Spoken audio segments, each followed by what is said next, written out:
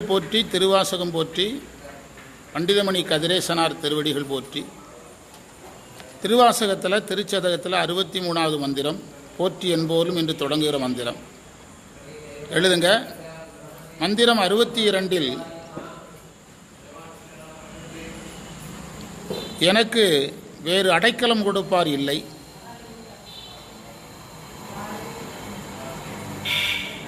எனக்கு வேறு அடைக்கலம் கொடுப்பார் இல்லை, நான் வருந்துகிறேன்,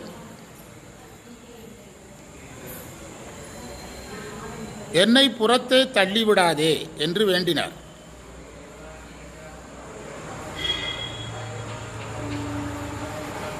இந்த மந்திரத்தில், மந்திரம் 63 மந்திரத்தில்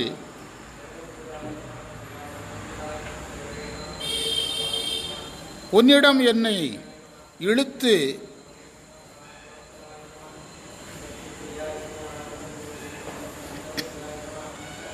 அருள் வெள்ளம் என்ற தேனை உண்ண வைத்து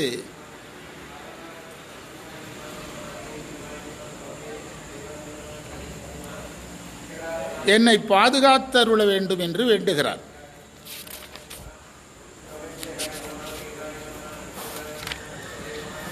அருஞ்சற்பொருள்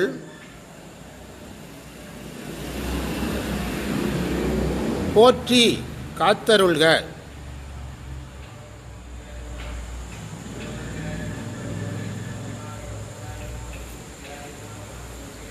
இடத்துக்கேற்றபடி பொருள் சொல்றார். நின் பாதம் போற்றி போற்றி.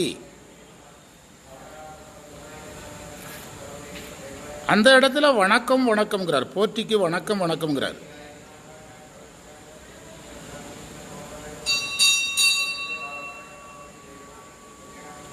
நாதனே போற்றி போற்றின்னு இருக்குதா, அதுக்கு காத்தருள்க காத்தருள்கன்னு பொருள் சொல்றார்.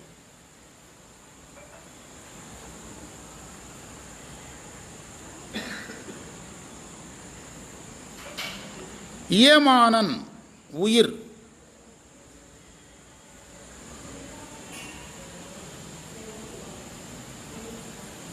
புது மது புதிய தேன்,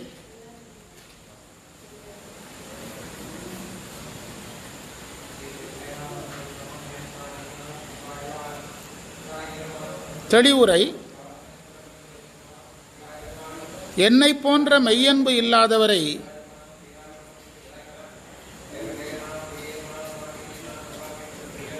அடிமை கொள்ளும் வள்ளல் பெருமானே காத்தருள்க.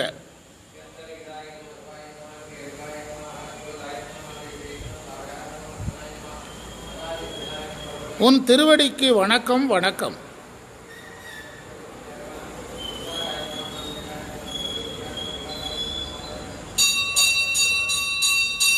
எம்பெருமானே காத்தருள்க காத்தருள்க.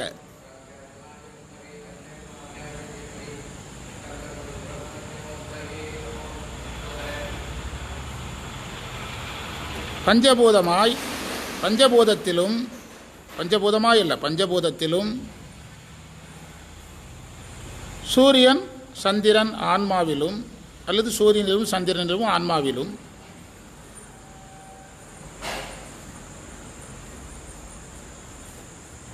இந்த எண்வகை பொருளிலும், நம்ம அட்டமூர்த்தம் சொல்கிறோம், யாருக்கும் புரியலைன்னா எண்வகை பொருள். இந்த எண்வகை பொருளையும்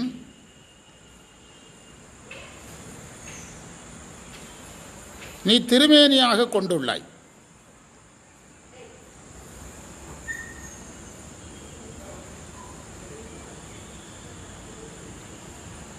எண்வகை பொருளிலும் கலந்திருக்கின்றாய்.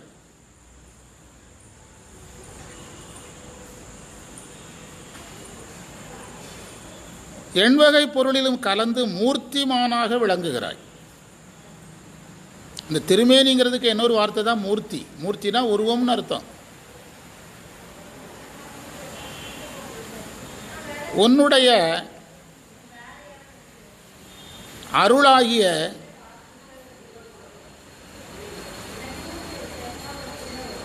புதிய தேன் வெள்ளம், உன்னுடைய அருளாகிய புதிய தேன் வெள்ளம் என்னை காத்தருள்க. பண்டிதமணியினுடைய உரை வந்து அப்படி கையாளுவதற்கு மிக செம்மையாக இருக்கும். அதில் சந்தேகங்கள் எதுவுமே இருக்காது. நம்முடைய திருவாசக ரெக்கார்டில் நீங்கள் அதை பார்த்தீங்கன்னா தெரிஞ்சிருக்கும். வேறு உரையை பின்பற்றினா அப்படி சொல்ல முடியாது. விரிவாக அந்த அளவுக்கெல்லாம் விரிவாக இருக்காது. வியாக்கியானம், இது இவருடைய உரைக்கு பேர் வியாக்கியானம். நம்ம ஊருக்கு சோசமி சுந்தர ஐயா வந்திருக்கும்போது சொன்னார், நான் அதுக்கு முந்தி 10 வருஷமாக சொல்கிறேன், யாரும் நம்பலை. அவர் சொன்னார், 12 திருமுறையில் வியாக்கியானம் 170 மந்திரத்துக்கு தான் இருக்குன்ட்டார். தமிழில் இருக்கக்கூடிய நம்முடைய 12 திருமுறையில் 170 மந்திரங்கள் மட்டுமே வியாக்கியானம் உடையது. யார் எழுதியது? வேறு எதுவும் வியாக்கியானம் விளக்கம், விரிந்த விளக்கம் வேறு, வியாக்கியானம் வேறன்ட்டார். விரிவான விளக்கங்களோடு எந்த நூல் வேணாலும் இருக்கலாம், வியாக்கியானம் நம்மகிட்ட இல்லைன்ட்டார். வியாக்கியானத்தில் வைணவர்களை நாம் அடிக்க முடியாது. வைணவர்கள் வியாக்கியானம்னா அதுக்கு பிறகு அதில் விளக்கமே சொல்ல முடியாத அளவுக்கு விரிக்கணும். அதில் என்னென்ன உண்டோ சர்வமும் அதில் சொல்லணும். ஒரு சின்ன பாட்டு கூட விடுபடக்கூடாது. ஆமாம் ஆமாம் ஆமாம், வார்த்தைகளை எண்ணி அதுக்கு பெயர் வைப்பாங்க. ஒரு உரையாசிரியர் திருப்பாவைக்கு 3000 படியில் உரை எழுதுனா வர்றவர் 6000 படியில் எழுதுவார். அதுக்கு பேர் 6000 படி, 3000 படி, 12ஆம் படிலாம் அவங்களுக்கு பேர் வைப்பாங்க அந்த வார்த்தைகளை எண்ணி. நம்மலாம் அந்த வேலையை செய்யலை, மறுக்கக்கூடாது. பாரதி சொன்ன மாதிரி எங்களுக்கு 18,000க்கு மேலே மந்திரம் இருக்குன்னு சொல்லியே மறைவாக நமக்குள்ளே பழங்கதைகள் பேசியே இது போயிற்று. காலங்கள் போயிற்று. இந்த அருணை வடிவேல் முதலியார் போன்ற பெரிய அறிஞர்கள் வேலை செய்த பிறகு வேலை நடக்கலை.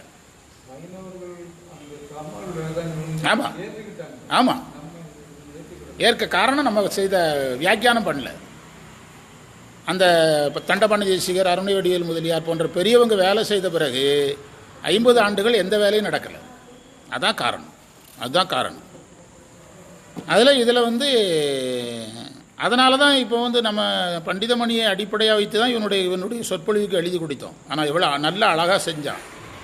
காரணம் அவருடைய அந்த உரையில் இருந்த கட்டமைப்பு, மந்திரம், சொற்பொருள், வியாக்கியானம். அந்த வியாக்கியானத்திலேருந்து கொடுத்துருக்குறோம்.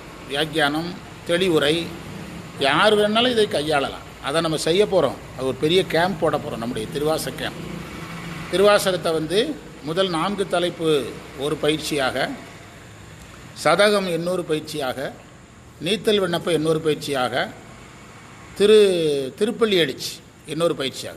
திருவாசகத்தில் கம்பல்சரி இது பழகுனீங்கன்னா நீங்கள் திருவாசகம் முழுவதும் பேசலாம் என்பது நம்முடைய திருக்கூட்டத்தினுடைய கருத்து, தொண்டர் சீர்பரவார் திருக்கூட்ட கருத்து. மறைமேலடிகள் சொன்னார், என்னுடைய முதல் 4 தலைப்பு படி போதுன்ட்டார். ஏன் அவர்கிட்ட கேட்டாங்க, வேறு உரையாக நீங்கள் மீதி பகுதிக்கு எழுதலைன்னு இருந்த 4ஐயும் ஒழுங்காக படித்தா நீயே உரை எழுதிக்கலாம், நீயே பேசிக்கலான்ட்டார். அவ்வளோ ஆழமாக எழுதியிருக்கிறார். எதுக்கு? முதல் 4 பகுதி. அதுதான் நம்ம வருங்காலங்களில் செய்ய போகிறோம். அது இறைவன் செய்ய விடுறாராங்கிறது அவர் திட்டம். இது நம்முடைய மானிட திட்டம், பசுக்களுடைய திட்டம். பதியின் திட்டம் எதுங்கிறது யார் தான் சொல்லணும்? அவர் தான் சொல்லணும். ஏன்னா காலம் வேணும், உடல் நலம் வேணும், எல்லாம் அதெல்லாம் இறைவனுடைய கையில் தான் இருக்குது, நம்ம கையில் இல்லையே. எவ்வளவு சிரமப்பட்டிருப்பான். அதான் இப்போ நம்ம பண்டிதமணியுடைய உரைகள் பார்க்கலாம். அப்படியே எழுதுங்க. விச்சிக்கேடு பொய்க்கு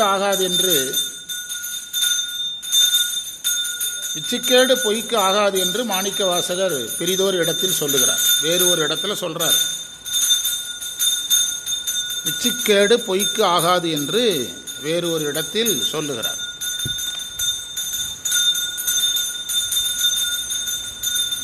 அந்த கருத்து தான் இந்த மந்திரத்திலையும் தொடக்கமாக வருது. எப்படி தொடங்குனா, போற்றி என்போலும் பொய்யருங்கிறார். விச்சிக்கேடு அதே பொய்யை தான் அங்கே வைக்கிறார். தன்னை பொய்யர் என்று மாணிக்க வாசகர் சொல்லுகிறார்.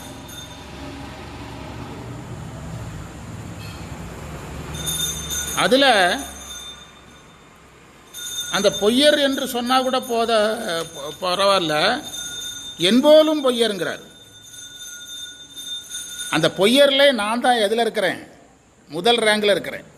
அந்த என்போலுங்கிற வார்த்தையெல்லாம் எவ்வளவு ஒரு முக்கியம் பாருங்கள். பொய்யரில் நான் எங்கே இருக்கிறேன்? ஆமாம், பொய்யர்களையெல்லாம் லிஸ்ட்டு போட்டு ரொம்ப மோசம், ரொம்ப பொய் சொல்கிறது யாருன்னா அந்த லிஸ்ட்டில் யார் வந்துடுவா? நான் வருவேங்கிறார். எவ்வளவு கடுமையான வார்த்தை பாருங்கள். அதெல்லாம் அனுபவிக்க சொல்கிறார் பண்டிதமணி. என்போலும் பொய்யர் என்றார்.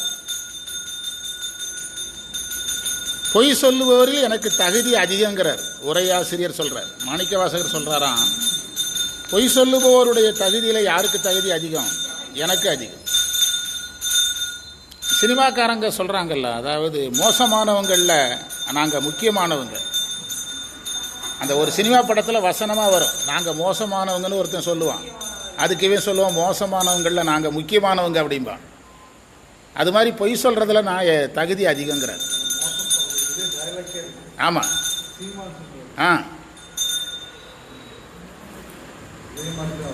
இதே மாதிரி தான். அதான் பொய் சொல்கிறவங்களுக்கெல்லாம் தகுதின்னு பார்த்தா எனக்கு தான் அதிக தகுதிங்க. என்போலும் பொய்யர், எவ்வளோ பயங்கரமான வார்த்தை, நினைச்சாலே கண்ணீர் வந்துடும் என்று சொல்லுகிறார். பொய் என்று எதை சொன்னார்? அடுத்த கேள்வி, பொய் என்று எதை சொல்லுகிறார்? எது பொய்? உள்ளத்தில் அன்பு இல்லாமல் வெளியே அன்புடையவர் போல வாழ்தல். அதனால தான் நம்ம மாணவர்களை நான் சொல்கிறேன், நீங்கள் உங்களுடைய திறமையை வளர்க்கறதுல கவனம் செலுத்துங்க. 1000 உலக சாதனை கூட பண்ணலாம். இப்போ நம்ம திருக்கூட்டத்தினுடைய உலக சாதனை 2 சாதாரண டிவிலையும் ஒரு சாதாரண பத்திரிக்கையிலும் வந்திருக்குது. போதும். புகழும் பணமும் வரக்கூடாது, சாதிக்கலாம். எவ்வளோ திறமை வேணாலும் வளர்க்க. நானே நிறைய வருஷத்துக்கு ஒரு சாதனை உறுதி பண்ணி வச்சுருக்கிறேன். வருடத்துக்கு ஒரு சாதனை. 4 வரி பாடலுக்கு 5 மணி நேரம்னா அடுத்த தடவை 1 வரிக்கு 5 மணி நேரம்னு ஆரம்பிப்பேன். சரியா? அதுக்கு ஏதோ மாணிக்கவாசகர் வழி சொல்லுவார். அதுக்கு பிறகு ஒரு சொல்லுக்கு 5 மணி நேரம் பயன். அதெல்லாம் மாணிக்கவாசகரே வழி விடுவார். பண்டிதமணி இந்த வாய்ப்பை உலகத்தில் யாருக்கும் கொடுக்கல, யாருக்கு மட்டும்தான் தந்தார், நமக்கு மட்டும்தான் தந்தார். காரணம் என்ன தெரியுமா? நம்ம அவரை நேசித்தோம். ஆமாம் ஆமாம், நாம் அந்த அளவுக்கு அவரை நேசித்தோம். பண்டிதமணி ஊருக்கே போய் அவங்க உறவினரை வச்சு நிகழ்ச்சி நடத்துறதுக்கு டார்கெட் போட்டு வச்சுருக்குறோம். போட்டு 2 வருஷம் ஆச்சு. ஆமாம், கனியூர்கார ஒரு அடியார் அதுக்கு பொறுப்பேற்றிருக்காங்க. டார்கெட் போட்டு 2 வருஷம் ஆச்சு. நம்ம தான் தேதி கொடுக்காமல் இருக்கோம். பண்டிதமணியை நம்ம அப்படி நேசித்தோம். பொய் என்பது அகத்திலே அன்பு இன்றி புறத்தே அன்புடையவர் போல் வாழ்தல். உள்ளத்தில் அன்பு இல்லை. அதனால தான் அந்த ஊர் வருது. உள்ளத்தில் அன்பு இல்லை. ஆனால் அடியாருடைய வேடம், நல்லா திருநீர் பூசியிருக்கிறாரு, நிறைய ருத்ராட்சங்களை போட்டிருக்கிறாரு, இடையராது 5 எழுத்தெல்லாம் சொல்கிறாரு. ஆனால் உள்ளத்தில் என்ன இல்லை? அன்பு இல்லை. அவர் அன்பு இல்லைன்னு நீங்களே முடிவு பண்ணிவிடுவீங்களான்னு கேட்கக்கூடாது. இது ஒரு பெரிய விஷயம். இது இந்த டயக்னேஷன் பெரிய விஷயம். நீங்கள் உண்மையாக இருந்தால் அவர் உண்மையாக இருக்காரா இல்லையாங்கிறத உடனே கண்டுபிடிச்சிடலாம். திறமையான டாக்டர் தான் பெரிய நோயை கண்டுபிடிக்க முடியும். டாக்டருக்கு திறமை இல்லைன்னா நல்லா தான் இருக்கிறாரு அப்படிம்பார் டாக்டர்.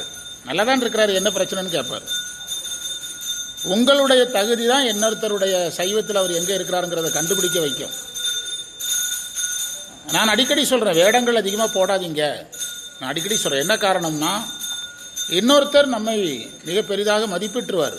அதுக்கு ஈடு கொடுக்க முடியுமான்னு பார்க்கணும். இப்போ ஒரு கோயிலுக்கு நம்ம வேலை செய்துட்ருக்குறோம். ஒரு கோயில் ஒரு கோயில் குடமுழுக்கு தயாராகுது. எனக்கு 2 வருஷம் ஆகுங்கிறாங்க. பணத்தினால வேலை நின்று கிடக்குது. வேலை சிம்பிளாக நடந்துக்கிட்டு இருக்குது. இன்னும் ஒரு 50 லட்ச ரூபா வேணுங்கிறாங்க. திடீர்னு ஒருத்தர் ஒரு 45 லட்ச ரூபா காரில் இறங்குறாரு.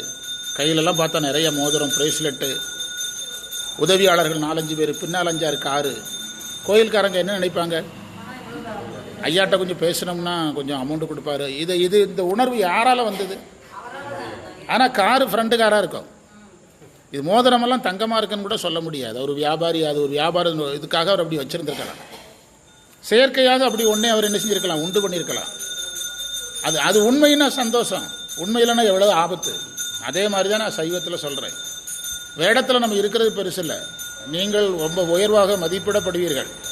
அந்த மதிப்பிற்கான தகுதி நம்மக்கிட்ட என்ன செய்து வருதா? அவர் திடீர்னு உங்ககிட்ட இந்த மாதிரி உங்களை அவர் ஒரு பெரிய ஜீவன் பக்தர் மாதிரி உங்களை நினச்சி, இந்த மாதிரி எங்கள் குடும்பத்தில் இப்படி ஒரு நோய் நீங்கள் தான் சுகமாக்கணும்னு சொல்லிட்டா என்ன பண்ணுவீங்க? இந்த மாதிரி எனக்கு இந்த மாதிரி சைவ சித்தாந்தத்தில் இப்படி ஒரு சந்தேகம், அந்தர்பாவித சக்தின்னு ஒரு வார்த்தை சொல்கிறாங்க, அதுக்கு பொருள் சொல்லுங்கன்னு கேட்டால் என்ன செய்வீங்க? இதெல்லாம் யோசித்து தான் நம்ம எதுக்கு போகணும்? வேடத்துக்கு போகணும். பெரிய பெரிய வேடங்களை போடுறது பெருசு இல்லை. அதே மாதிரி நான் அடிக்கடி ஒரு செய்தியை சொல்லி வர்றேன்.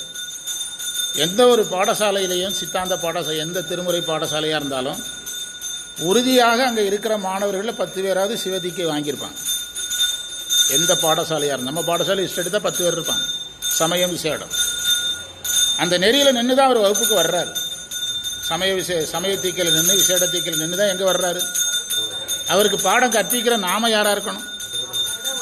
மினிமம் எதுலையாவது விசேடத்துலையாவது நிற்கணும். அதுக்கு மேலே போகலனாலும் இதில் எதுவுமே இல்லாமல், இதில் எந்த சாதனமும் இல்லாமல், ஒன்றுமே செய்யாமல் மைக்கை பிடிச்சிக்கிட்டு நம்ம பேசணும்னா அதை விட குறைவுடைய செயல் உலகத்தில் வேறு எதுவும் கிடையாது. ஆமாம், அவனுக்கு தான் தெரியும் அந்த வலி. அற்புதமான பால் கேட்சை மிஸ் பண்ணிட்டா இருப்பான். இவன் உருண்டானா அவனுக்கு எல்லாம் பஞ்சர் ஆகிருக்கும் உடம்பெல்லாம். இதில் எதுவுமே சரியை மார்க்கத்திலையும் நிற்கலை, கிரியை மார்க்கத்தில் நிற்கலை, எந்த சாதனமும் இல்லை. மைக்கை பிடிச்சி நீங்கள் சைவம் பேசி, சித்தாந்தம் பேசி, திருமுறை பேசி என்ன ஆக போகுது? எந்த உயிருக்கு எந்த பிரயோஜனமும் நடக்காது. புரியுதா? அதில் ரொம்ப கவனமாக இருக்கணும். அதைத்தான் பொய்ங்கிறதுக்கு விளக்கம் சொன்னார். என்ன இல்லை, அகத்தில் அன்பு எப்போ வரும் அதை சொல்லுங்க. அகத்தில் அன்பு எப்போ வரும்? ஞானம் தான் அன்பாக மாறுது. ஞானம் ஈசன்பால். அப்போது பண்டார சாஸ்திரம் சொல்லுது, சரியை சிறிது அன்பை தரும். பண்டார சாஸ்திரத்தில் ஒரு இடத்துல இருக்குது, அம்பலவான தேசிகர் சொல்கிறார், சரியை சிறிது அன்பை தரும், கிரியை அதை விட அதிகமான அன்பை தரும், யோகம் அதை விட மேலான அன்பை தரும். 20% போட்டுவிடுங்களா, 25, 50, 75, 100ன்னு போட்டுவிடுங்களா. ஞானம் முழு அன்பை தருங்கிறார். அப்போ நீங்கள் அன்பு எங்கே மிஸ் ஆகுதோ அங்கே எது மிஸ் ஆகுது? சாதனம் மிஸ் ஆகுது. சாதனமே இல்லாமல் நீங்கள் அங்கே இருக்கிறவங்களெல்லாம் இது எப்படி இருக்குதுன்னா, டாக்டருக்கு யார் ட்ரீட்மெண்ட் கொடுத்த மாதிரி, நர்ஸு ட்ரீட்மெண்ட் கொடுத்த மாதிரி. இருக்கிறவங்கெல்லாம் டாக்டரு, ட்ரீட்மெண்ட் கொடுக்கறது யார்? நர்ஸு. இதில் ரொம்ப கவனமாக இருக்கணும். நம்மளும் அந்த தவறை செய்திடக்கூடாது. யாரும் செய்தாலும் நமக்கு வேண்டியவங்களாக இருந்தால் நம்ம அறிவுரை சொல்லலாம். நீங்கள் இதில் கொஞ்சம் கவனமாக இருந்துக்கிடுங்க. இந்த சைவ வேலைங்கிறது ஒரு உயிரை மாற்ற வேலை. உடம்பை வளர்த்தேன், உயிர் வளர்க்கிற வேலை, அறிவு வளர்க்கிற வேலை கிடையாது. அறிவு வளர்க்கிற வேலைன்னா கம்ப்யூட்டரில் போட்டுட்டு வீட்டுக்கு போயிடலாம், டீ குடிக்க போயிடலாம். அகத்தே அன்பு இன்றி புறத்தே அன்புடையவராக நடித்தல், ஆடகத்தால் அடியார் போல் நடித்தல். இந்த மந்திரத்தில் இறைவனை ஏன் வள்ளல்னு சொன்னாராம்? வள்ளல் என்று சொன்னார் என்றால், பொய்யரையும் இறைவன் ஆட்கொள்ளுகிறான், அதனால் வள்ளல். அதாவது முல்லைக்கு தேர் கொடுத்தது போல, மயிலுக்கு போர்வை கொடுத்தது போல, வரையாது வழங்குகிறான். வரையாதுன்னா எல்லை இல்லாமல் வழங்குகிறான், வரையறை இல்லாமல் வழங்குகிறான். என்னிடத்தில் இதை பெறுவதற்கு இந்த தகுதி இருக்கணும்னு இறைவன் சொல்லவே இல்லை. நம்ம பகுதியில் ஒரு பெரிய செல்வந்தர் +2 குறிப்பிட்ட மார்க்கு, 10th குறிப்பிட்ட மார்க் எடுத்தால் நிறைய பணம் கொடுத்தார். 10,000, 20,000, 30,000 கொடுத்தார். பொள்ளாச்சி பக்கத்தில் ஒருத்தர். இப்போ நிறுத்திட்டாங்க. அவங்க பல நூற்றுக்கணக்கான கோடி பணம் அதில் கொடுத்தார் குழந்தைகளுக்கெல்லாம். அதில் வாங்குறவங்க தொழிலாளி பிள்ளையாக இருக்கலாம். வாங்கினதெல்லாம் பணக்காரங்க தான். பணக்கார பிள்ளைகள் தானே மார்க்கே எடுக்குது. வாங்கினதெல்லாம் யார்? பணக்கார வீட்டு பிள்ளைகள் தான். அவங்களுக்கு அந்த பணம் பெருசு இல்லை, ஆனாலும் போய் வாங்கினாங்க. அவங்க நீங்கள் பெரிய பணக்காரங்க தானேன்னு கேட்கவே இல்லை. தொழிலாளி பிள்ளைகளுக்கும் கொடுத்தாங்க. பெரிய பணக்கார பிள்ளைகள் தான் டியூஷன் போய் பெரிய மார்க் எடுத்தது, ஹையஸ்ட் மார்க் எடுத்தது. அவங்க ஒரு லிமிட்டட் வச்சுருந்தாங்க. அந்த மார்க்கில் 90% வந்தது யார் தான்? பணக்கார வீட்டு பிள்ளைகள் தான். ஆனால் அவங்க அதை கேட்காமலே கொடுத்தாங்க. பிறகு ஒரு கட்டத்தில் அந்த மணல் இதிலெல்லாம் அவங்களுக்கு தொழில். ஒரு கட்டத்தில் ஏதோ ஒரு அம்மா பேரில் விஜயலட்சுமி அறக்கட்டளை, கோயம்புத்தூர் விஜயலட்சுமி அறக்கட்டளை. ஒரு கட்டத்தில் அவங்க ஏதோ ஒரு காரணத்தினால அதை அவங்களால கொடுக்க முடியாமல் போச்சு. அவங்க எந்த கேள்வியுமே கேட்கல, மார்க் எழுதி அப்ளிகேஷனை கொடுத்தா பணம், அவ்வளோதான். இறைவனும் அதே மாதிரி கொடுத்ததுனால யாராகிறாரு? வள்ளல் ஆகிறார். பாரி, முல்லைக்கு தேர் கொடுத்த பாரி போல, அதே மாதிரி மயிலுக்கு போர்வை கொடுத்தது போல, பேகன் போல வரையாது வழங்குதல். தகுதி இருக்கிறதா இல்லையா என்று பார்க்காமல் கொடுத்தல்.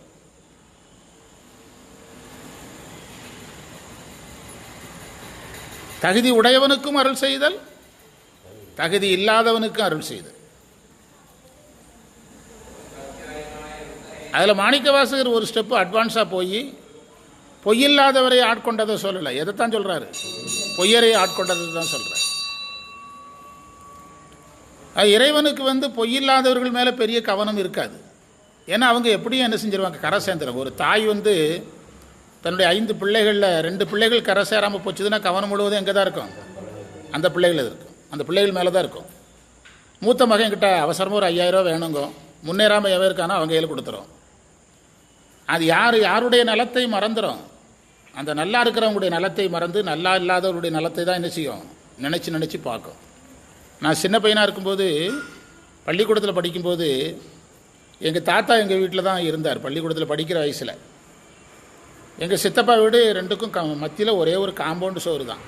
இங்கே சாப்பிடுவார், அங்கே சாப்பிடுவார், எங்கே வேணாலும் சாப்பிடுவார், மாற்றி சாப்பிட்டுக்கிடுவார். 2 வீட்டிலே இருப்பார். அது எங்கள் தாத்தாவுக்கு ஒரு அக்கா. எங்கள் தாத்தாவுக்கு அக்கான்னு சொல்கிறத விட எங்கள் அப்பாவுக்கு ஒரு அக்கா, அவங்களுக்கு மகள்னு வச்சுருங்களேன், தாத்தாவுடைய மகள். தாத்தாவுக்கு எங்கள் அப்பாவும் மகன், சித்தப்பாவும் மகன், ஒரு பெண் பிள்ளை. பக்கத்தில் ஒரு 7-8 கிலோமீட்டர் கிராமம். அவங்க என்ன செய்வாங்கன்னா வகை வகையான உணவுகள், அவருக்கு என்னெல்லாம் பிடிக்குமோ அந்த உணவெல்லாம் செஞ்சு ஒரு 10 நாளைக்கு ஒரு தடவை கொடுத்து விடுவாங்க. வாங்கிறதுக்கு ஒரு ஆள் போகணும். நாங்கள் தான் பள்ளிக்கூடத்து பசங்க தான் நடந்து போய் வாங்கிட்டு வருவோம். அவங்க வர முடியாது, அவங்க பெரிய வியாபார குடும்பத்தில் யாரும் வரமாட்டாங்க. எங்கள் அத்தை தானே எனக்கு, எங்கள் அத்தையும் வர முடியாது. வாங்கிட்டு வந்தால் இவர் என்ன பண்ணுவார்னா எங்கள் சித்தப்பா வீட்டுக்கு கொடுக்க மாட்டார், எங்கள் வீட்டுக்கு கொடுக்க மாட்டார். எங்கள் பெரியப்பா ரொம்ப கஷ்டம். எங்கள் சித்தப்பாவும் எங்கள் அப்பாவும் கூட்டு சேர்ந்து 20 வருடங்கள் உழைத்து ஆளுக்கு 25 ஏக்கர். அந்த திருநெல்வேலியில் 25 ஏக்கர்னால் அங்கே 2250 ஏக்கருக்கு சமம் சேர்த்து எங்களையெல்லாம் வளர்த்து அவரும் எங்கள் சித்தப்பாவும் வளர்த்தார். இவர் உழைக்க மாட்டார், ரொம்ப சோம்பேறியாக இருப்பார். அதனால் வேலைகளுக்கு போயிட்டு அப்படி வாழ்வார். அவர் குடும்பத்துக்கு முழுவதும் கேர் எடுப்பாங்க. எங்கள் அப்பா, எங்கள் பெரியப்பா பசங்களாம் எங்கள் வீட்டில் தான் சாப்பிடுவாங்க. எங்கள் அம்மா எந்த இட்லியோ தோசையோ எது ரெடி பண்ணாலும் எங்கள் பெரியப்பா மகனுக்கு தான் முதல்ல கொடுப்பாங்க. ஏன்னா அவசரமாக காலேஜுக்கு போவார். ஹெச்எம்ஆர் ரிட்டையர்ட் ஆனார். கடைசியில் ஸ்கூலுக்கு அவசரமாக போவார். எங்களையெல்லாம் உட்கார வச்சுட்டு எங்கள் அண்ணனுக்கு கொடுத்துட்டு இருப்பாங்க, பெரியப்பா மகனுக்கு. அங்கேருந்து நாங்கள் கஷ்டப்பட்டு நடந்து வருவோம். எங்களுக்கு யாருக்குமே தரமாட்டார். அவருக்கு கொஞ்சம் எடுத்துகிட்டு தூக்குவாளின்னு சொல்லுவாங்கள்ல கிராமங்களில், தூக்குவாளி தூக்கு பாத்திரம்பாங்க, அலுமினிய தூக்கு பாத்திரம், பித்தளை தூக்கு பாத்திரம், அதை அப்படியே தூக்கி அங்கே கொடுத்துருவார். ஆமாம், அதை அப்படியே தூக்கி அவங்களுக்கு கொடுத்துருவார். தூக்கு போசி கிராமத்தில் நடந்து போய் வாங்கிட்டு வருவோம், அதை அப்படியே தூக்கி அங்கே கொடுத்துருவார். நம்ம வகுப்பில் செல்வின்னு ஒரு பிள்ளை இருந்ததில்ல, அந்த பிள்ளை இப்போ எங்கள் அத்தை ஊரில் தான் இருக்குது. முதுமுத்தன் மொழின்னு பேர் அந்த ஊர் பேர். அந்த ஊருக்கு போயிட்டு எதுக்கு சொல்கிறேன்னா, அந்த பிற மதத்தவர்களும் சொல்கிறாங்க, நல்ல மேய்ப்பன் கடவுள் தன்னோடு இருக்கிற எனது ஆடுகளை விட அவன் எந்த ஆடுகள் மேல் தான் அதிக கவனம் செலுத்துகிறான்? காணாமல் போன ஆடுகள் மேல் தான் கவனம் செலுத்துகிறான். அதே மாதிரி தான் இங்கே மாணிக்க வாசகர் பாருங்கள், மெய்யரை ஆட்கொண்டதை சொல்லலை, யாரை ஆட்கொண்டதை சொல்கிறாரு? பொய்யரை ஆட்கொண்டதை சொல்கிறார். ஒரு டாக்டருக்கே எப்போ நல்ல பேர் கிடைக்கிது? அதாவது பேஷண்ட் இல்லாதவங்களை ட்ரீட்மெண்ட் கொடுக்கறதுக்கு எதுக்கு டாக்டர்? என்ன சொல்கிறீங்க? ஒரு மருத்துவமனை யாரை விரும்புது? சாயங்காலம் 6 மணி 7 மணி ஆனோடனே யாரெல்லாம் வெளியே போங்குங்குது? பேஷண்ட்டெல்லாம் வெளியே போ, பேஷண்ட்டு உள்ளே இருங்குது. மாற்றி சொல்லுதா? பேஷண்ட்டெல்லாம் வெளியே போயிரு, பேஷண்ட் இல்லாதவங்கெல்லாம் உள்ளே இருன்னு சொல்லுதா? இல்லை, அவங்களுக்கு தேவை யாருன்னு அர்த்தம் புரிஞ்சுட்டா அவங்களுக்கு? அதாவது நாங்கள் அரசு பள்ளியில் சொல்லுவோம், புகழ்வாய்ந்த தமிழ்நாட்டின் தலை சிறந்த பள்ளிகள் இருக்குது. 10th 498 மார்க் எடுத்திருப்பான், அவனுக்கு அட்மிஷன் கொடுப்பாங்க. அவன் +2 மார்க் வருவான். இது ஒரு பெரிய உலக சாதனையா? அவன் வாத்தியார்லனாலும் அந்த மார்க்குக்கு தானாக வந்துடுவான். ஏற்கனவே வந்தது அதனால தான். யாருடைய மார்க்கு தான் பெரிய மார்க்கு? எங்கள் மார்க்கு தான். அரசு பள்ளியிலேருந்து வர்ற மார்க்கு தான் என்னது உண்மையான பெரிய மார்க். எங்களுக்கு யார் கிடைப்பான்னா, எங்ககிட்டயே பாஸ் ஆகிட்டு வெளியே போயிடுவான். அதில் யார் குறைஞ்ச மார்க்கு அவன் தான் யார்கிட்ட வருவான், எங்ககிட்ட வருவான். நாங்கள்லாம் எங்கள் பள்ளியில் நிறைய கிராமத்து பணக்காரங்களாம் நிறைய நன்கொடை கொடுப்பாங்க. நாங்கள் எல்லாருக்கும் அந்த பணத்தை கொடுக்க மாட்டோம். என்ன செய்வோம் தெரியுமா? நம்ம பள்ளியில் பாஸ் ஆகி முதல் மார்க் எடுத்த பிள்ளை வெளியூருக்கு போயிட்டுனா அதுக்கு கொடுக்க மாட்டோம். 2வது மார்க் எடுத்த பிள்ளை வெளியூர் போயிட்டுனா கொடுக்க மாட்டோம். 3வது இருக்க மார்க் எடுத்த பிள்ளை நம்ம பள்ளிக்கு வந்துன்னா அந்த அமௌண்ட்டெல்லாம் யாருக்கு தான் கொடுப்போம்? அந்த பொண்ணுக்கு தான் கொடுப்போம். ஏன்னா அவங்க தான் நம்மளை வச்சு பயனடைஞ்சிட்டு நம்மளை விட்டுட்டு அனாதையாக ஓடிட்டாங்களே, அதனால் அனாதையை விட்டுட்டு ஓடிட்டாங்களே, அதனால் யாருக்கு கொடுப்போம்? நம்ம கூட இருக்கிறவங்களுக்கு கொடுப்போம். இதையெல்லாம் நீங்கள் யோசிச்சிங்கன்னா அந்த நேரத்தில் நாங்கள் ஒரு டயலாக் சொல்லுவோம், நல்ல டாக்டருக்கு தேவை பேஷண்ட்டு தான், நோய் இல்லாதவன் அல்ல. நாங்கள்லாம் யாரை தான் தேடிட்டு இருக்கோம்? பேஷண்ட்டை தேடிட்டு இருக்கோம். படிக்க தெரியாத பையனை தான் நாங்கள் தேடுறோம் அப்படிம்போம். அதை மாணிக்க வாசகர் மெய்யரை ஆட்கொண்டதை சொல்லலை, யாரை ஆட்கொண்டதை சொல்கிறாரு? பொய்யரை ஆட்கொண்டதை சொல்கிறார். அடுத்த தலைப்புக்கு போவோம். போற்றினின் பாதம் போற்றி.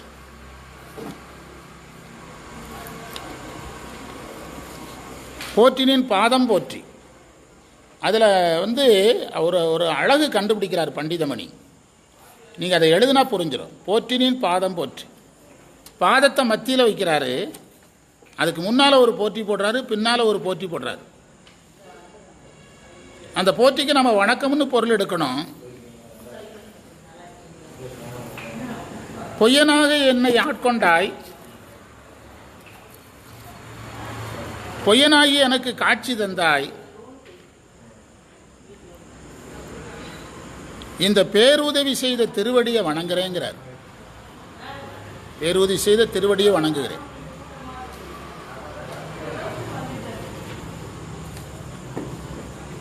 அதனைத் தொடர்ந்து நாதனே போற்றி போற்றிங்கிறார். அதில் பண்டிதமணி சொல்றாரு, நாதனே போற்றி போற்றிங்கிறதுல தனக்கு காப்பு வேண்டுகிறார், தன்னை காக்க வேண்டுகிறார். அதனால தான் நீங்கள் உரையில் பார்த்தீங்கன்னா அந்த போற்றிக்கு நம்ம காத்தல்னு பொருள் எழுதியிருப்போம். நீங்கள் திரும்பி போற்றி பார்த்தீங்கன்னா தெரியும், காத்தல்னு பொருள் எழுதியிருப்போம். அடுக்காக சொன்னது, அடுக்கு தொடரில் சொல்லியிருக்கிறார். போற்றி போற்றினா அடுக்காக சொன்னது ஆர்வத்தையும் விரைவையும் வெளிப்படுத்த.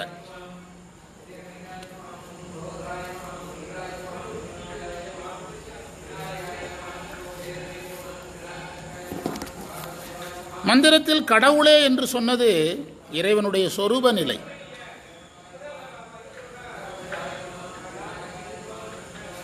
இறைவனுடைய சொரூப நிலை, தமிழில் உண்மை நிலை. இறைவனுடைய அகண்ட தன்மையை சொல்லுகிறார். அகண்ட தன்மையை சொல்லுகிறார். அதனால்தான் இறைவனுடைய சொரூபத்தை பேசும்போது கருணையை பேசுகிறார். சொரூபத்தில் இறைவனுடைய குணங்களை தான் வியந்து பேசுவாங்க சொரூபத்தில். அதனால தான் கருணையை பேசுகிறார்.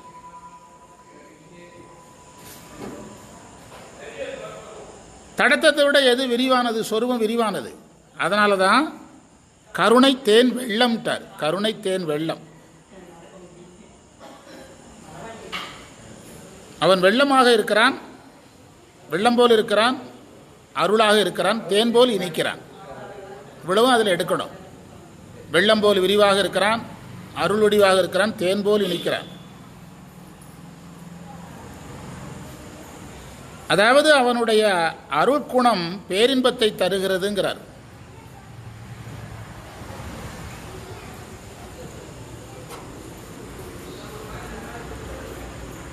பிரார்த்தனை பத்திலிருந்து ஒரு பிரமாணம் கொடுக்கிறார். அருளார் அமுத பெருங்கடல்வாய் அடியாரெல்லாம் புக்கருந்த பிரார்த்தனை பத்திலிருந்து ஒரு பிரமாணம் கொடுக்கிறார். அழகான இடம்.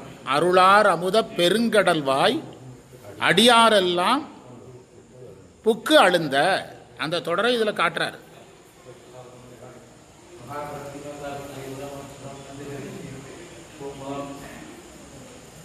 இங்கு தேன் என்று சொன்னதை உலகத்தில் உள்ள தேன் மாதிரி நம்ம நினைச்சிடக்கூடாதுங்கிறதுக்காக புது மதுனார்.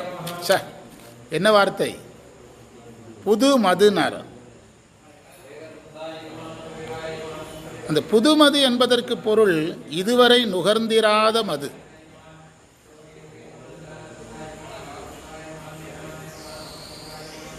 அதில் பண்டிதமணி உரையில் சொன்னார், அப்படியே எழுதியிருக்கிறார். புல்லாகி பூடாய் புழுவாய் பிறந்து வீடு பெறுவதற்கு முன்பு வரை நுகர்ந்திராத தேன். அப்படியே எழுதியிருக்கிறார். புல்லாகி பூடாய்ங்கிறது.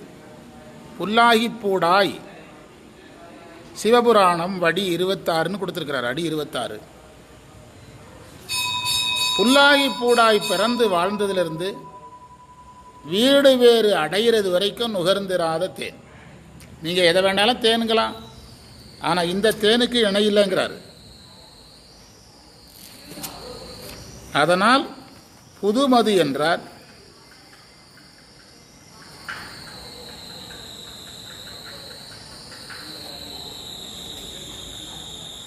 அருள் புரண்டு ஓடுகிறது.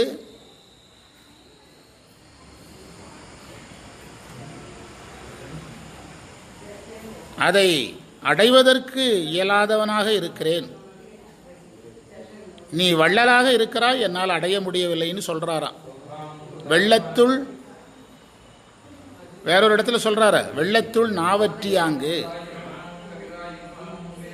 வெள்ளத்துள் நாவற்றியாங்கன்னு என்ன அர்த்தம்? தண்ணிக்குள்ளே இருந்து நாக்கு வறண்ட மாதிரி நீ அருள் வள்ளலா இருக்கிறா, நான் நுகர முடியாமல் இருக்கிறேன் என்பதையெல்லாம் இதில் சொல்லுகிறார் என்று அந்த மந்திரத்தை நிறைவு செய்கிறார்.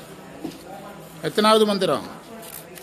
63. அதற்கான முடிவுரை எழுதிட்டு கிளம்பலாம். நிறைவு பண்ணியாச்சு. எழுதுங்க. போற்றினின் கருணை வெள்ள புதுமது என்று சொன்னதனால்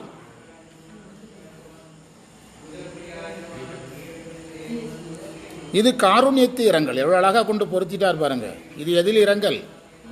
காருண்யத்து. கருணையை வியந்து பேசினதுனால காருண்யத்து இரங்கல், காருண்யத்து இரங்கல் என்ற பதிக பொருளில் பொருந்தியது என்று நிறைவு செய்வோம். சிவாய நம. பிழைத்தவை பொறுக்க எல்லாம் பெரியவர் கடமை போற்றி இன்று நமக்கு கிடைத்த அனைத்து சிறப்புகளையும் நம்முடைய குருநாதர் சம்பந்த சரணாலயடிகள் திருவடிகளில் எண்ணமலர்களாக சமர்ப்பித்து எதியமை பணிகளும் ஆறுது கேட்போம். எம்பெருமான் வெள்ளி எழுந்தருடைய நாளை பணி நோக்கி செல்வோம். சிவாய நம. நாளைக்கு நமக்கு வகுப்பு விடுமுறை. இதை எடுத்துக்கிடுங்க. அதுக்கு சொல்கிறேன். சிவாய நம. குருவே போற்றி. சிவாய நம. நாளைக்கு நமக்கு வகுப்பு விடுமுறை. வியாழக்கிழமை வகுப்பு உண்டு.